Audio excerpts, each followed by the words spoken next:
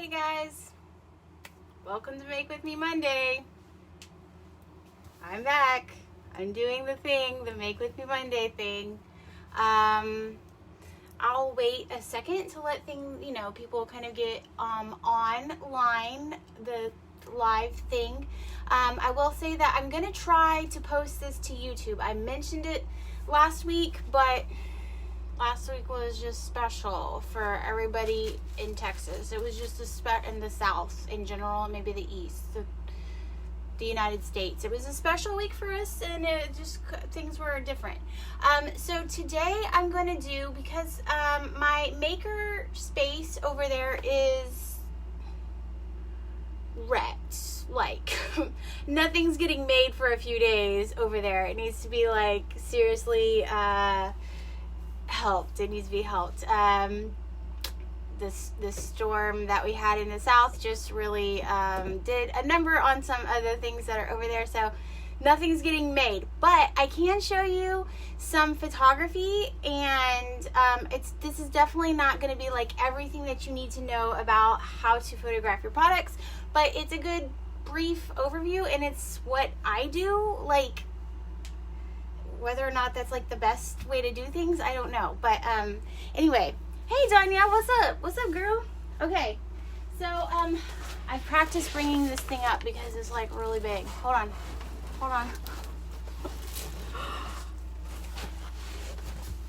Hello.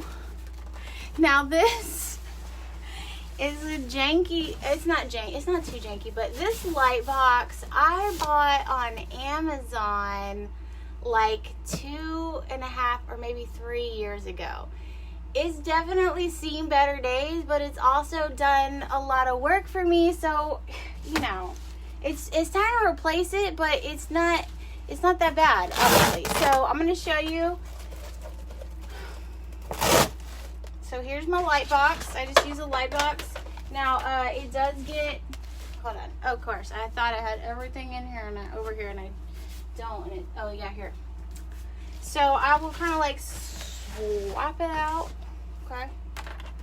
And I normally keep this kind of in my work area so I can just plug it in and use it whenever I need it. So I would turn it on, and it's bright. Okay, it's really bright. So move it that way. So basically, before I would wrap my products, I have, wait, don't break these. I have some bath bombs here that need to get their pictures taken, and I would set them in here, stage them some cute way that is cute. And you probably, okay, you can't see it, that's good. And you can probably see just from looking at it, like what a difference it makes just having that bright white light. I will definitely include a link if this exact model still is sold. Otherwise, I will tell you what I have, and you can find something similar. So it's a good idea to try to clean up any areas around it where there were crumbs and stuff like that. You can always go in and edit those little crumbs out, but it's easier if they're just not there to begin with. I have an iPhone 10 here, so that's all I use. I only use my iPhone. So I'm just gonna come and tell that I want the aspect ratio to be a square, and I'm gonna take a few pictures. You always take a couple more pictures than you think you're gonna need, because that one picture that you thought would be the right picture isn't always the best picture. Another thing that you can do, guys, I don't know if you know this, but if you turn your phone upside down, so just ignore the fact that this is cracked. So the camera's right here. So if I turn my phone upside down, I'm gonna get a different kind of cooler angle. And that's how you get those like really cool close shots. I have some where I do that for the bath water. So like when my bath bomb's in the bathtub, I'll turn the camera upside down and take it really close to the surface of the water, and then you can get those really cool shots where you get like, it looks like it just goes on for days. Okay, so then I'm just gonna check and make sure I have some pictures that I like.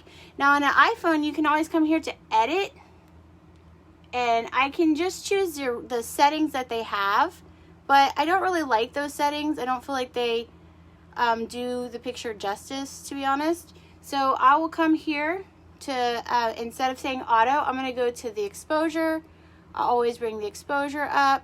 You can overexpose it, which you don't really want to do, but you want to have as much exposure as possible without, you know, bleaching it out.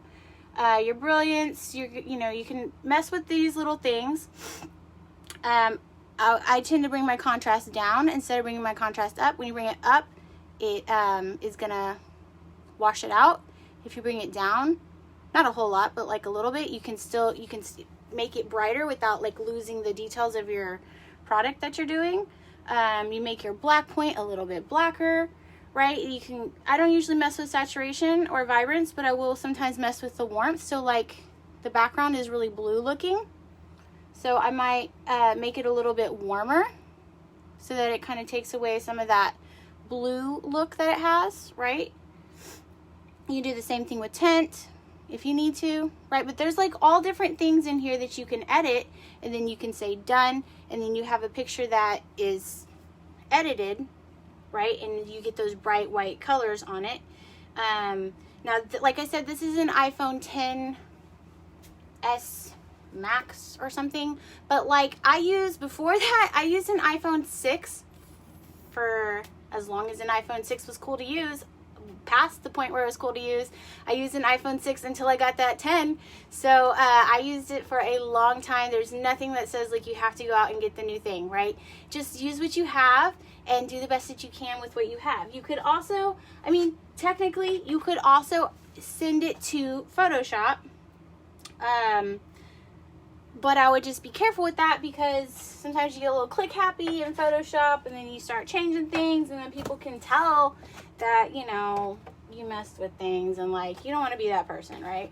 Like, I obviously don't expect, like, I look at it two ways, right? Like, I don't think that people, when you go to McDonald's, right, you don't expect the hamburger that you get to look like the one in the picture, right? But you don't want it to be something completely different, right? You want it to be pretty much the same, but like slightly different. So that I just stick that back in there,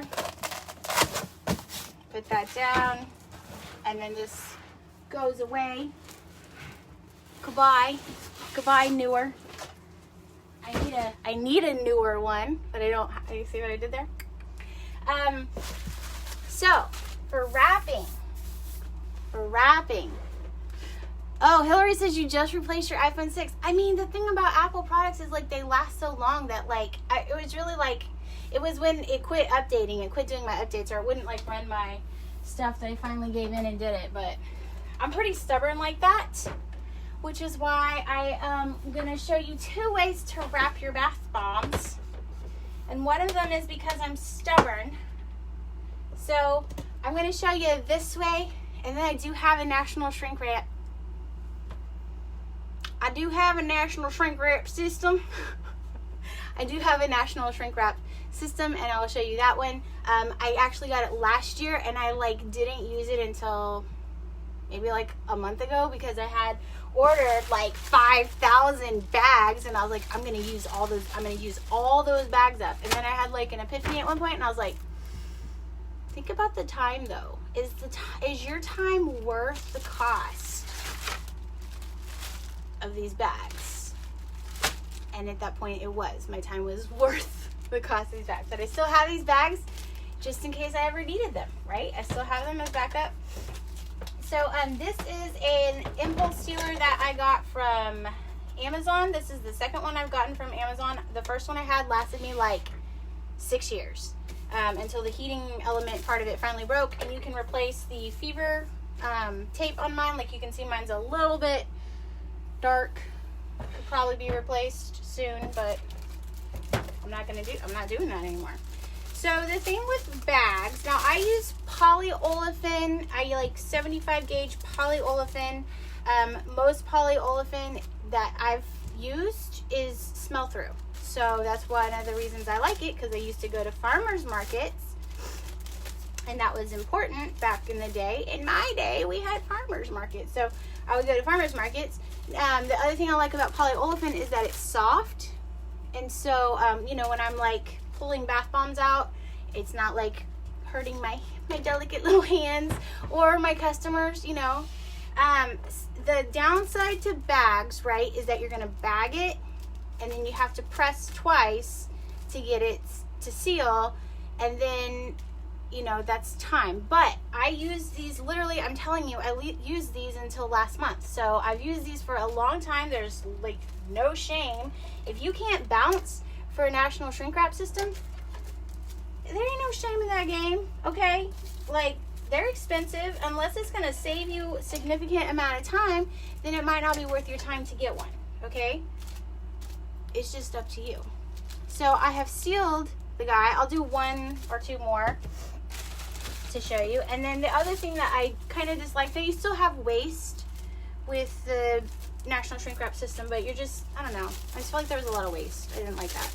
So, okay, so I'm gonna put my little guy inside here, and I'm like really persnickety about like, I want the seam to be in just the right place, which is one of the things about national shrink wrap system when I was getting used to it that bothered me. So basically there's like a heat setting here, and you can determine how hot this impulse sealer is. The thing about it is it's cool until it's pressed. And then when it presses, it creates heat and creates that seal. So it will heat up though. Like if you do like a whole bunch, it'll heat up. It'll start to kind of melt the bags when you put it on. So you might have to adjust the heat. But you just kind of develop like there's a light on here that you're supposed to watch. You just kind of develop like a sixth sense for it. I don't know. After you tear like 900 bags, you'll just know. You'll just know how to do it.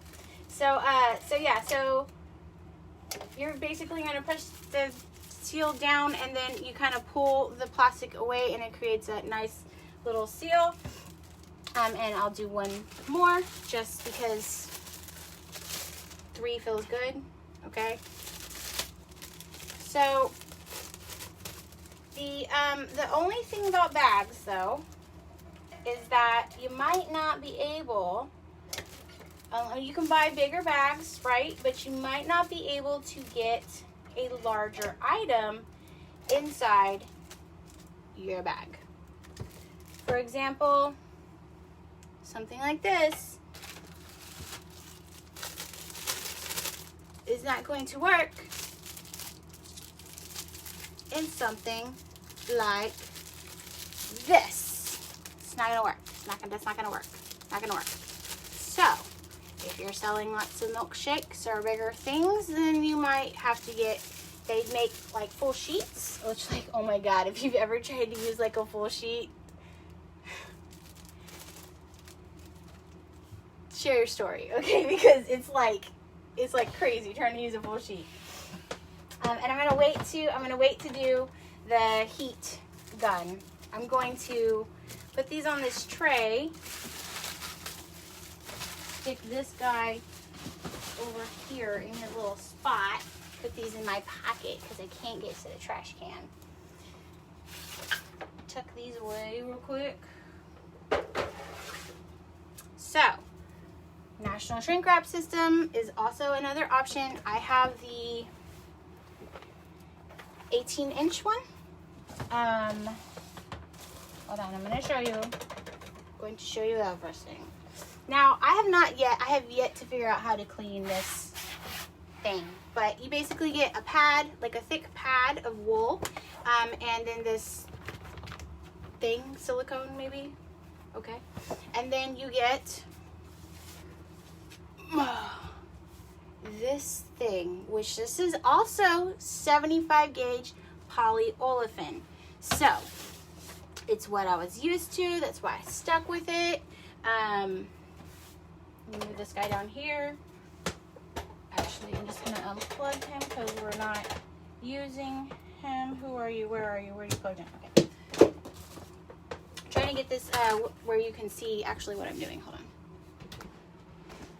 Move this back. Still can't see. Oh my God. There we go. Okay, I mean, there's videos online, right? There's lots of videos of this online. But basically, it's on a roll. It's on a roll. You roll it out like so. Okay.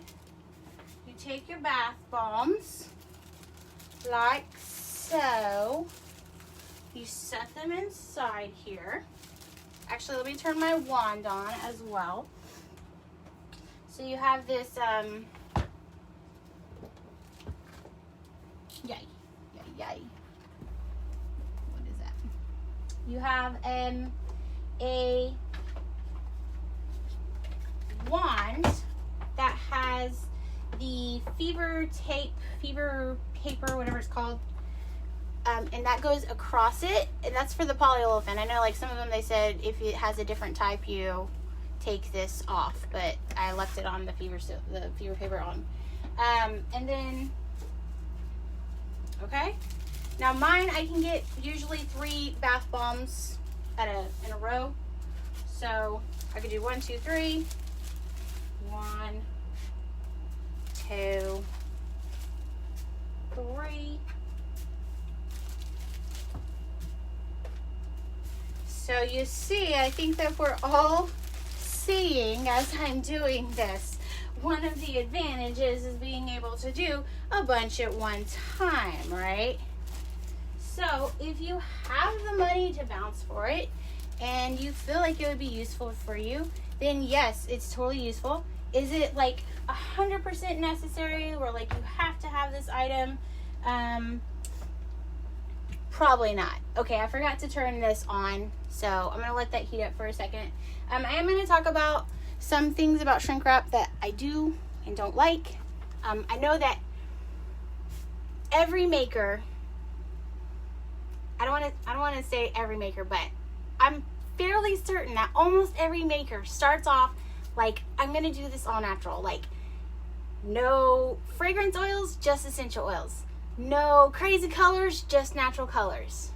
No plastic, just gonna wrap it in paper, or I'm just gonna wrap it in something that's recyclable.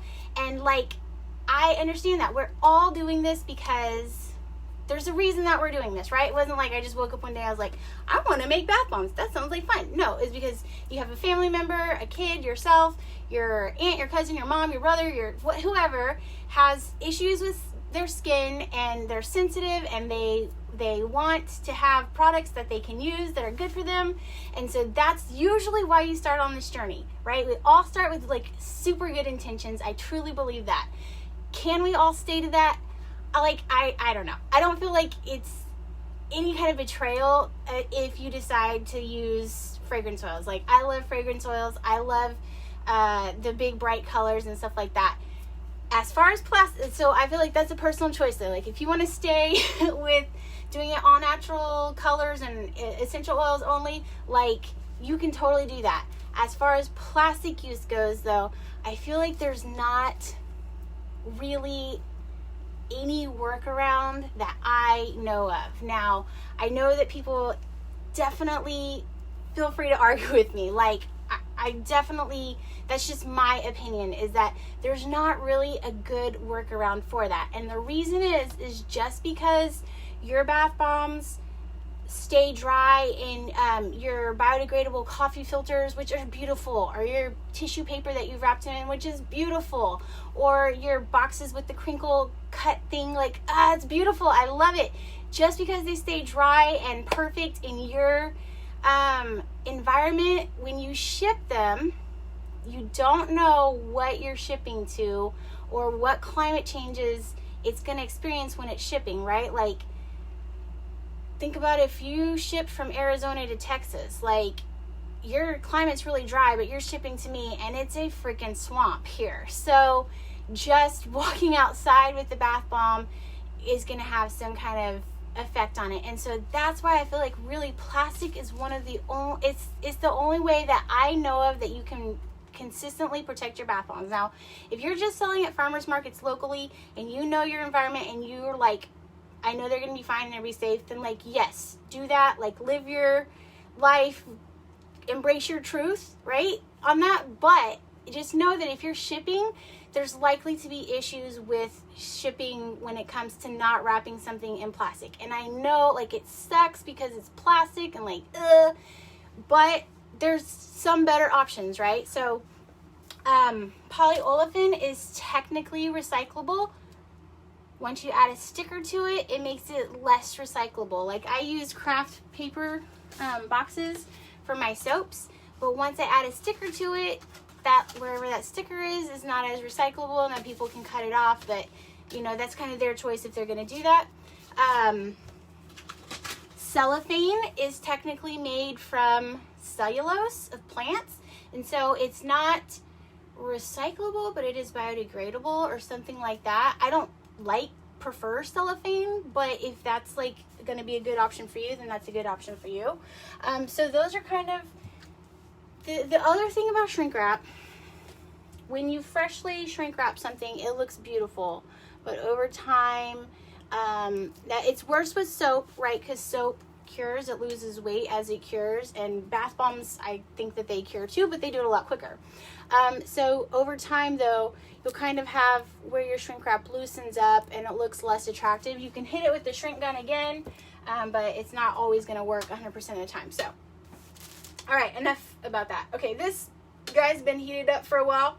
I'm going to put him, basically, I'm going to tilt him towards my bath bombs first, and then away, and then the center, and then I'm going to pull up. So you tilt them towards your product, yeah, away from your product, yeah, and in the middle, and then I'm going to pull them away, and I have a whole line of bath bombs there, done and done. I can scoot these guys over, do the next line.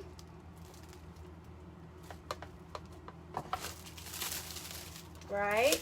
We're on the same page right now. This is cool. I can do it for this last guy. Now, when I first, I didn't sew that one very well. When I first started doing this, and I commented this to somebody, I had a lot more issues with them like bubbling up and not sealing when I hit them with the heat gun. I have less issues with it now, I guess maybe because I'm used to it, but I did have that issue for a while. I have a little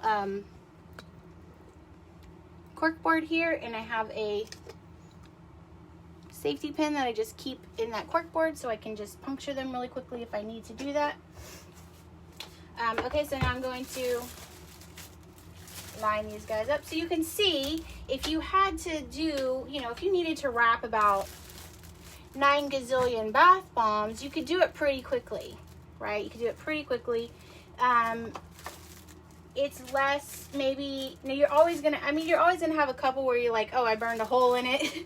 My bad. I was like a little over enthusiastic when it came to the heat gun, or you burn a hole with this when you're sealing it, whatever that is.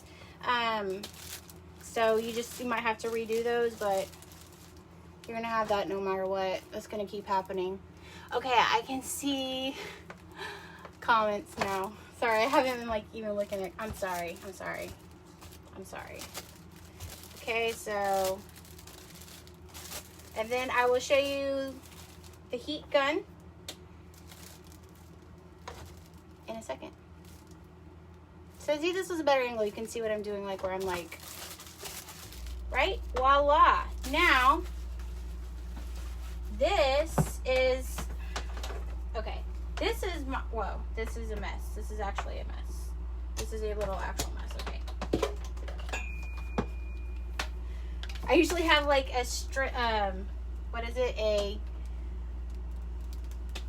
the thing, and you can plug a lot of things into it. I usually have one of those right there. This is the heat gun that they sent with the National Shrink Wrap system. And I mean, this is a sexy heat gun. Not gonna lie. This is a sexy heat gun. This is a heat gun I've had for eons, and it's never done me wrong. The thing with this one is I just am not used to it yet, and the diffuser that I have does not fit on it. It like falls straight off of it. So I need to look for a diffuser for this. So for now I'm still using this shrink gun. And I like a diffuser because I can get close to it without burning it. So you can also, I'm gonna warm it up a little bit. You can also be logical and use a heat glove. I don't typically use one. I don't know why. It's not that I don't think that I wouldn't benefit from one. I just don't typically use one. Okay, so this has been heating up for a second now. This is why I don't use a heat gun, because I don't like it. So I tend to hit the sides. I hope that you guys can hear me, that the gun is not too loud. But I tend to hit the sides. Hit the sides on everybody. Let that settle down for a minute. If there's any parts where it's like not shrinking all the way, right? I kind of tap those down. Those are going to be the sharp points. So just keep that in mind. Like, just because it's soft right now, those are going to end up being the sharp points. So if you find any like little pieces like that that aren't tapping down or shrinking down, like I just tap them real lightly. So if this wasn't a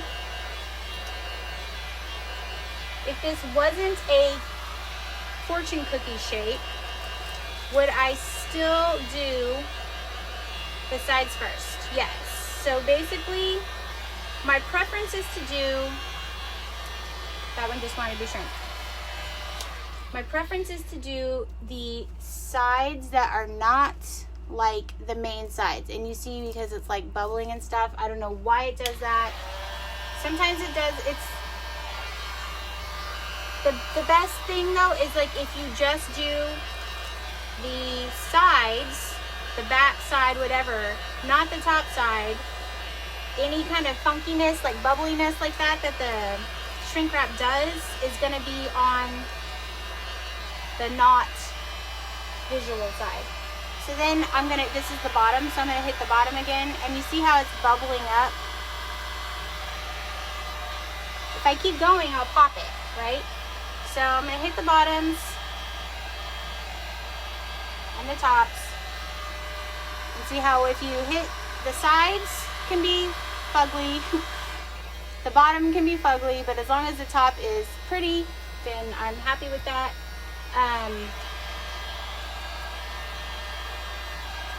You could technically poke a hole in everybody, right? Before in all the bags, but not all the bags are going to need a hole. So that's why I just wait to see which ones are going to need me to poke a little hole and which ones are going to cope with it and come out as champ. See, that one was bubbled up and now he's fine. Same thing for this guy. He was bubbled up. I think he'll be fine.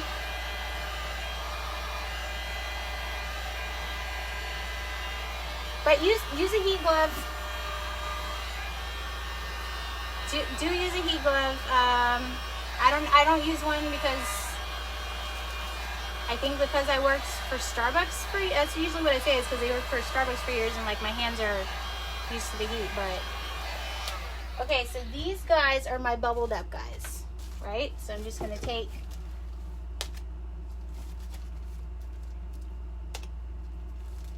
it's not gonna affect its ability to be protected from humidity. So it's still gonna protect it from humidity.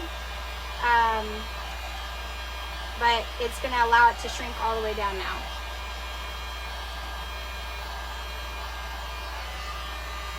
And I meant to show you guys how I would have wrapped this thing, but I forgot to show you. So maybe on a different video I'll show you that eventually, but there you go. Basically, from start to finish, how I would get my products ready to ship out. And then they're ready for their labels. They're ready for their other packaging that I'm going to include with them. is it like, I can't tell you, I can't look here and tell which ones were the bags and which ones were the National Shrink Wrap system. So that's good enough for me that if I can't tell the difference. Like probably that's the National Shrink Wrap system is going to have a seal all the way around. So that one was the National Shrink Wrap system. But I mean, if it's close enough that I can't tell, then that's pretty good. So, you know, either one is going to work. It just kind of depends on your budget, your space. Like you can roll this up and, like I have this table dedicated to this, but if you don't have the space for that, you can roll it up and kind of store it away. But I just don't feel like you have to have one. Like I didn't have one. I did have one, but I didn't use one for like a long time. So there's that. Let me see if there are any questions. Oh, she says use a turntable. You can use a turntable. I have one somewhere. It just gets in the way for me, but you can do that. You can use a turntable like for painting. You can use it for a lot of things. I don't know why I don't use them, but power strip. Hillary, yes, that was the word I was looking for. The thing where you plug a lot of things in. Power strip. Yeah, Crystal is saying that like shipping from Cape Town, right, to anywhere else, you're gonna have like you just can't know where you're shipping into. And so to me, it's like I'd rather be safe than sorry, making sure that my bath bombs are nice and wrapped. Now if you are if you feel like you're successfully not using plastic, then like please share. That's a huge question people ask all the time.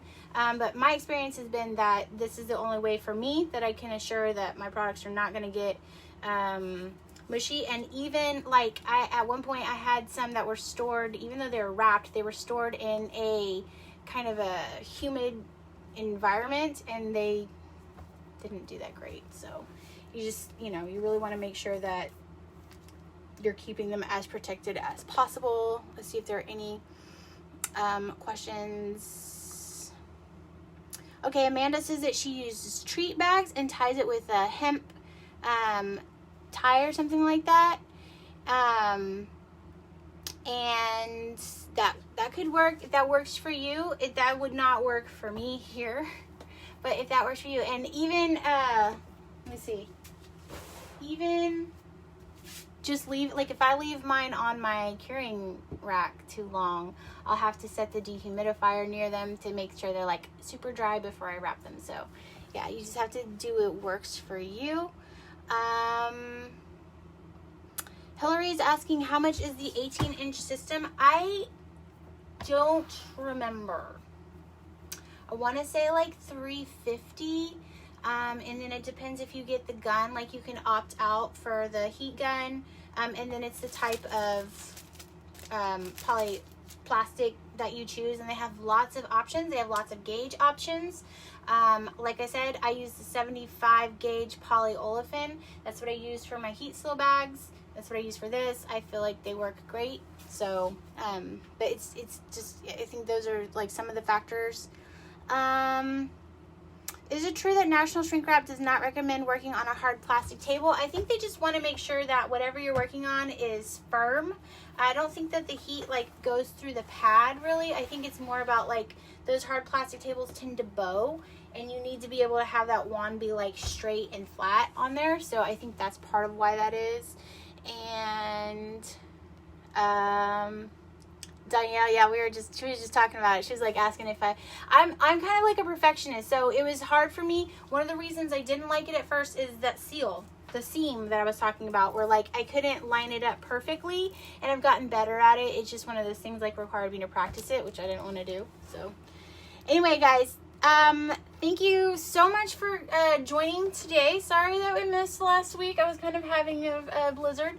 I'm gonna try to post this onto our YouTube channel, which would make it easier to find the Make With Me Mondays. I will share the links to where I get everything. So if you have any questions, you can definitely ask, but also look at the top of the post. Give me a little bit, because sometimes I can't post it right away, but and I'll share the link to everything that I used today. And yeah, that's it. Happy making.